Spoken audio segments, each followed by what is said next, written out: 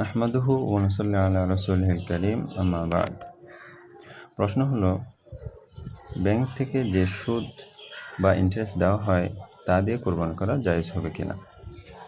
উত্তর হলো, ব্যাংক থেকে যে ইন্টারেস্ট বা সুদ দেওয়া হয় তা সম্পূর্ণ হারাম, আর হারাম টাকা দিয়ে কোরবানি করা জায়েজ নেই।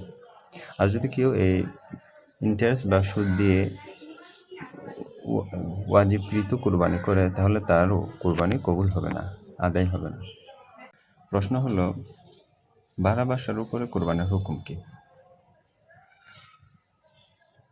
উত্তর হলো, বাসা ভাড়া দিয়ে যা আয় হয় তা দিয়ে বাৎসরিক যাবতীয় ব্যয় নির্বাহের পরে যদি নেসাব পরিমাণ টাকা থাকে বা নেসাব পরিমাণ অবশিষ্ট থাকে তার উপর কোরবানি করা ওয়াজিব।